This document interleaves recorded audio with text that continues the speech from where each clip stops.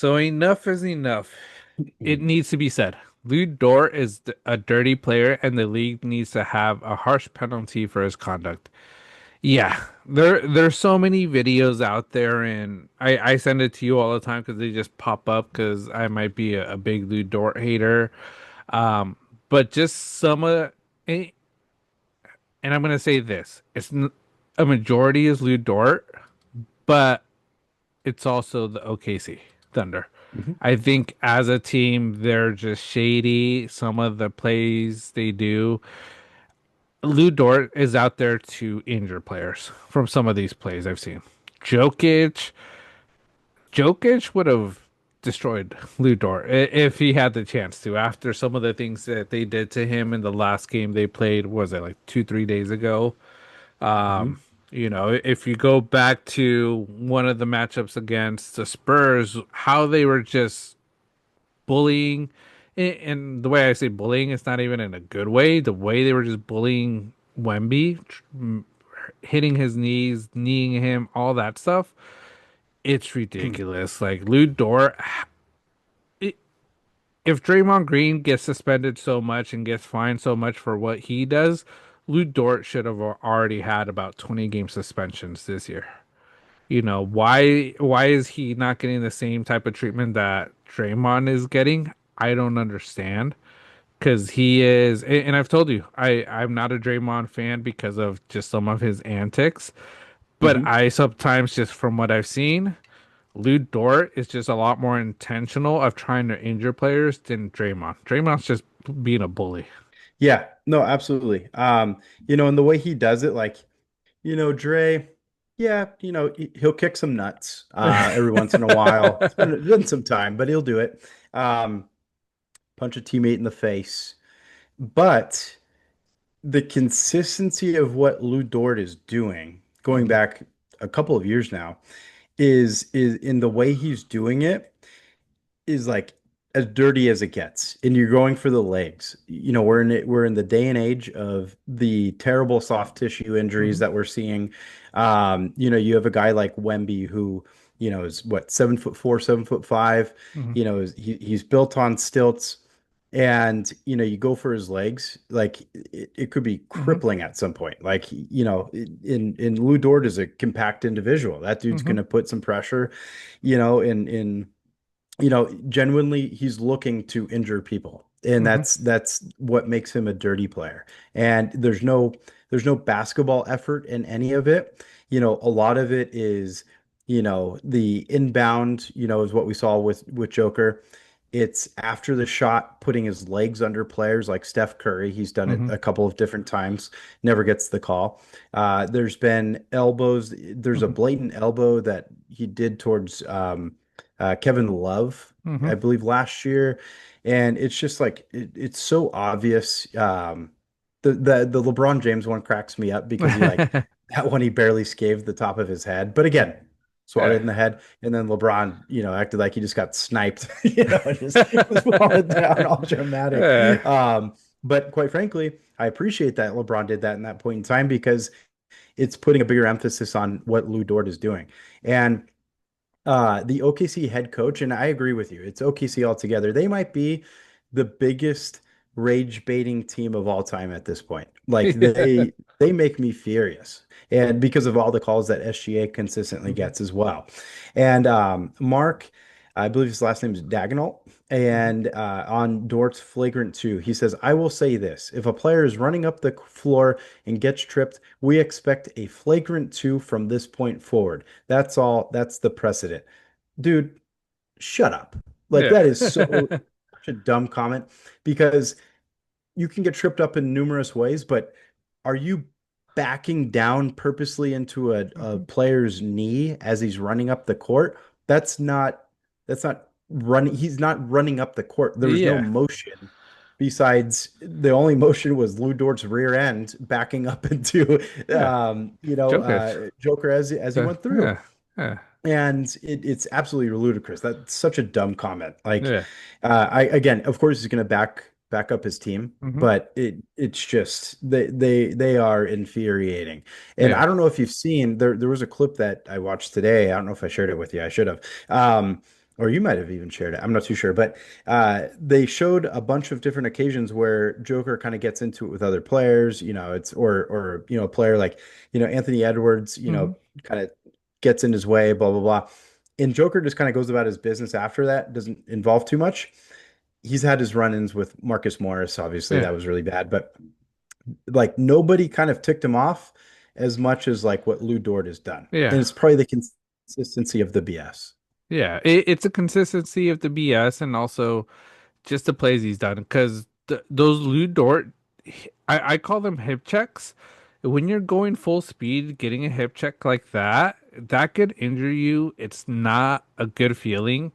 It happens a lot in soccer. And when it happens in soccer, like, yes, we're dramatic when we fall with it because we want to get the call, but it is a painful thing, going full speed. And a guy like Joker, who's very big and heavy, takes a hip check, falls badly, could get injured really badly, because those hip and like you said, Lou Dort isn't a small guy. That guy's built like a wall. Hmm. So a hip check from him, man, it's crazy. I saw one clip where he sort of like I don't know if it was a hip check. I'm trying to remember, but like sort of like push Patrick Beverly.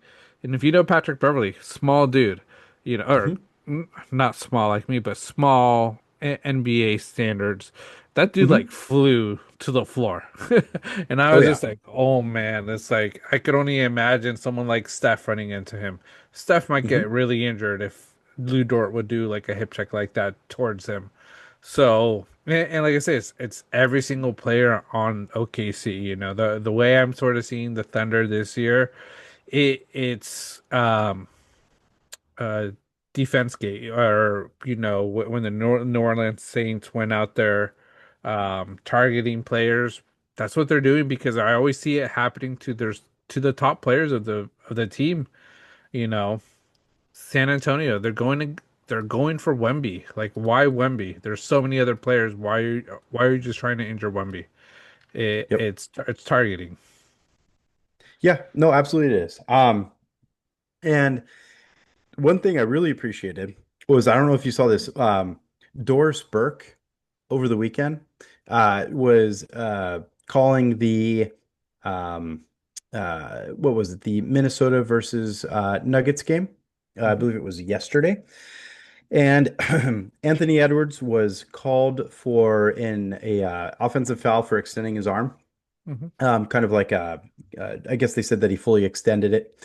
Yeah. And then Doris Burke had said that that basically OKC gets those calls, there's no call all day, every Hmm. day. And um, yeah, here's her quote. She said, "I'm going to be honest with you. Oklahoma City fans are going to start hating on me right now. How many times does Shea Gilgeous-Alexander get away with that exact kind of play?" I Hmm. love that. I love it. I love it. I love it. It's because Doris Burke, she has a voice, and she said what is needed to be said, Hmm. because what they're doing in this style of basketball with Oklahoma City is terrible for the game, Hmm. in my opinion. Some others, OKC fans are obviously loving it. They're over the moon. I think everybody else hates the style of play. Hmm. And, it's they're getting away with it. I don't know if it's because SGA is really good at hiding it, but there's plenty of occasions where he has full extension on his arm. Hmm. He's not called for it, or he's drawing a foul. Hmm. So the biased um effort by, I don't know if you want to call it the refs, the league, whatever it is. I don't like it, and I appreciate Doris Burke calling him out. Yeah.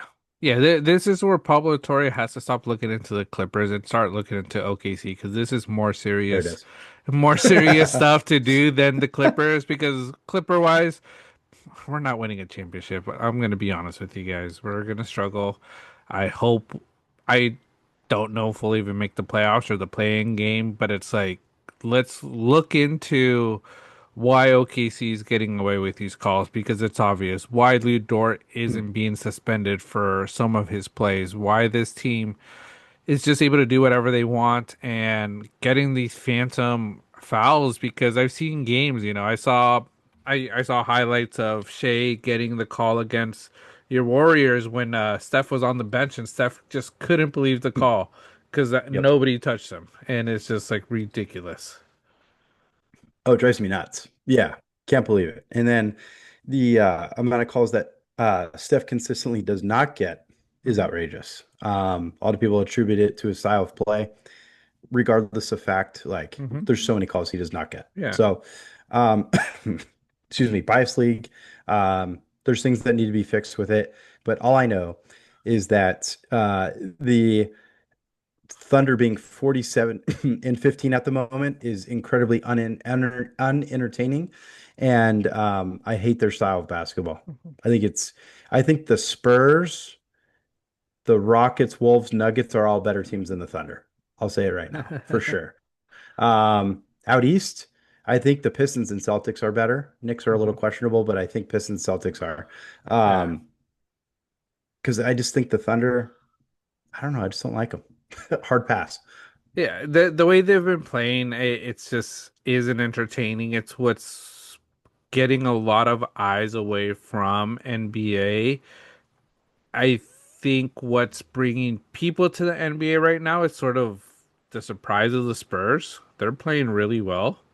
This is a team that could go on a run and win it. They've already beaten OKC this season a few times, and also in their little playoff thing that they do in season, whatever they call it. Mhm. But then the Rockets, Rockets are playing well. The Timberwolves are still there. So there's good basketball, good teams. Pistons, that's a team that, what was it, 2 years ago, bottom of the league, sucked so Couldn't even win. badly, couldn't win, and now they're top of the East. Celtics without Jason Tatum, you know, who's gonna go? Jason Tatum or Brown, Jalen Brown? That's gonna be the big question next year once Jason Tatum comes back because they can't pay both of them. Hmm. So like I said, there's so many great storylines, but the one that I think pushes people away is the Thunder of how they play, how they get away with things, the shake calls, the phantom fouls. And like I said, it's what has pushed me away. I haven't watched as much NBA, haven't watched as much sports this past week because there isn't anything for me other than the NFL Combine and spring training, getting ready for baseball. That's it. That's the mode I'm in. WBC as well. Really Yeah, excited for that. yeah, But I think all of those things, Olympics carried us yeah. for through Olympics February. did. That was huge. Um, because NBA basketball it ain't it right now. uh, Especially as a Warriors fan and watching Kuminga do what he's doing his first 3 games with the Hawks makes me really mad at Steve Kerr. That dude, like, just like, I guess we let go of a young Paul George because Kuminga's playing like one. He's been outrageous. yeah. Um, shouldn't have talked about the buffet, Steve. Shouldn't Wasn't a have talked problem. to, wasn't Wasn't a a problem. problem. The way he's playing right now, you probably give up even more food for the family if that's what they wanted or asked for.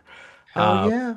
but it's sort of what you see in the NBA, and I think that's what's always so interesting about the NBA because, and like I said, I was talking about OKC a bit, but what team is it? The 76ers. They traded Jared McCain to Hmm. OKC because they didn't think he needed him.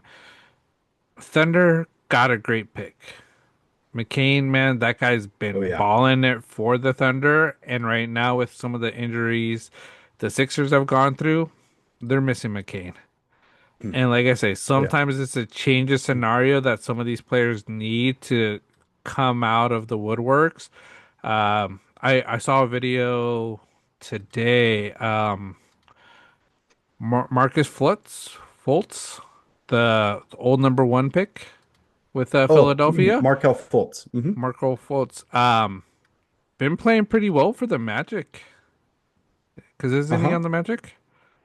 Yes. Yeah, He kind of revitalized himself there. yeah. Um, So but yeah, I believe he's on the Magic. Hmm. yeah, but it's like seeing stuff like that. It's like sometimes yeah they struggle at the beginning, but then a new team, they shine. And I think Kaminga could be one that could be so great for the Hawks. So kudos to him. Sucks for your team because, like I say, you lost out on a player that showing what he could do, just wasn't used right in that system.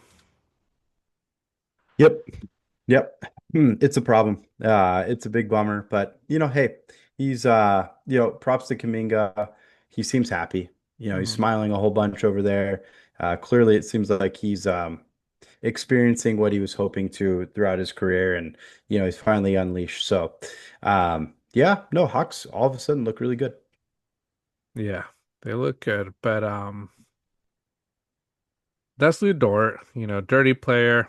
I I I think they're gonna. I hope they start looking into it. Like I said, Pablo Torre is a great investigator, investigating journalist. Look into this. Don't look into the Clippers. It doesn't matter what did they do. Like I say, that's old news. Look into the OKC Thunder, Shea, and Lou Dort.